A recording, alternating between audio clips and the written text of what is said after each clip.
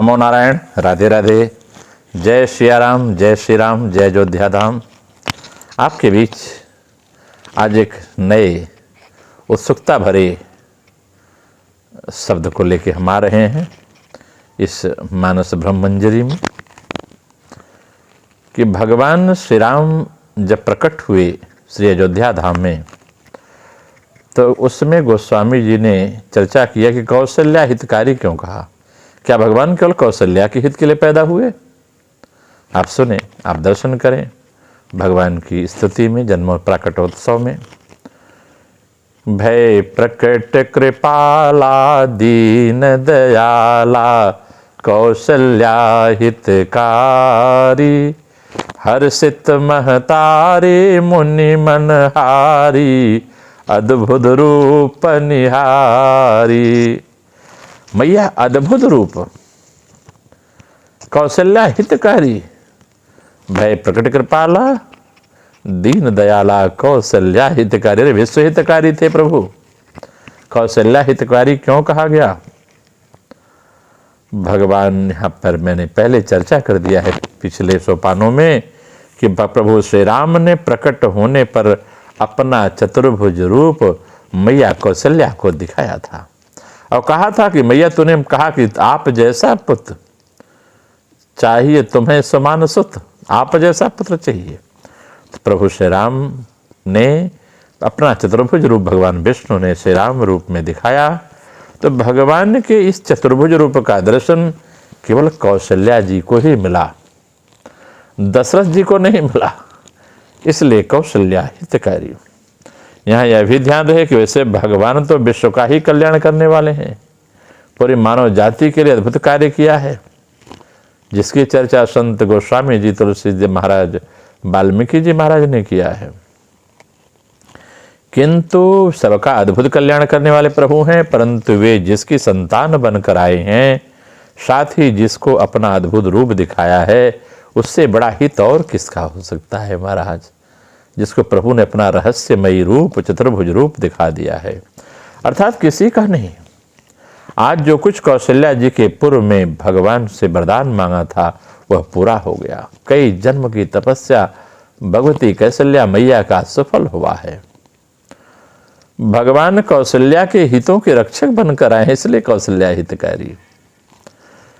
जो सुख एक पुत्र से मां को मिलना चाहिए वह लौकिक होता है, और अलौकिक दोनों सुख मां कौशल्या को मिल गया। अलौकिक सुख माने चतुर्भुज रूप में अपने बेटे का दर्शन करना, और लौकिक रूप में मां को कितना मानते हैं प्रभु, ये चर्चा है।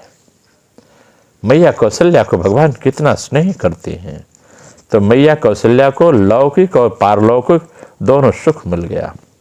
दशरथ जी तो मात्र लौकिक सुख, इनके पुत्र हैं दशरथ, जन्म सुन राम का प्रभु पुत्र जन्म सुने काना, मानो ब्रह्मानंद समाना। क्यों लौकिक सुख मिला, सीमित रह गए, उन्हें अलौकिक अथवा पारलौकिक सुख नहीं मिला, उससे वंचित रह गए। इसी अज्ञानवश वे दशरथ जी राम को पुत्र मानते थे। दशरथ जी कभी यह नहीं समझे कि राम परमेश्वर परमात्मा है, स्वयं साक्षात नारायण है, यह कभी उनके हृदय में भाव आया ही नहीं। अतः राम वैसे तो सबके सचराचर ब्रह्मांड के 84 लाख योनियों के हितकारी हैं, परंतु कौशल्या जिन्होंने उनके अद्भुत रूप का दर्शन किया, जिसको उस रूप का दर्शन करके अलौकिक आनंद की प्राप्ति हुई, परमानंद का अनुभव हुआ, कई जन्म जन्म की बातें माँ कौशल्या को याद आ गई, ऐसी माँ कौशल्या अलौकिक आनंद को प्राप्त की। यह यशोदा जी के अतिरिक्त अन्य किसी माँ को आज तक नहीं मिला है सुख। यही सुख यशोदा मैया को भगवान ने जब मुख में खोड़ा, मैया ने मुखड़ो परवायो, वामे पूरा जगत समायो। ऐसा मुख का दर्शन मैया यशोदा जी ने किया है, या मैया श्री यशोदा जी या श्री कौशल्या जी माँ ने ऐसा जो दर्शन किया है, किसी अन्य माँ को आज तक ऐसा सुख नहीं मिला। इसलिए प्रकट होने के समय गोस्वामी जी राम को मात्र कौशल्या हितकारी मुख्य रूप से लिखते हैं कि भगवान का पहला हित जब किया है जन्म लेने के बाद प्रभु श्री राम ने, तो किसका किया है? माँ कौशल्या का किया है। और लिख दिया भय प्रकट कृपाला दीन दयाला कौशल्या हितकारी। माँ कौशल्या हितकारी लिखा। पहला हित माँ ने जन्म लेते ही, माँ ने जब जन्म दिया, प्रभु श्री राम ने अपनी माँ का पहला हित किया है। इसलिए हर पुत्र का कर्तव्य होता है अपनी माँ का प्रथम हित करे। पिता तो आदरणीय है ही, लेकिन माँ सर्वोपरि है। माँ की जगह कोई ले नहीं सकता, लोरी दे नहीं सकता। इसलिए माँ का सम्मान जिस घर में होता है उस घर में देवता वास करते हैं।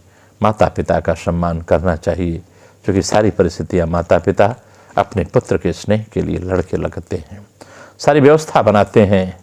अपने भूल जाते हैं कि 84 लाख योनियों में मैं विभिन्न योनियों से होकर के मनुष्य योनि में आया हूँ, मैं केवल भजन करूँ, पुत्र आदि का ध्यान न दूँ। फिर भी पिता और माता अपने बच्चों के संरक्षण के लिए उस समय का भी त्याग कर देते हैं। नमो नारायण। राधे राधे।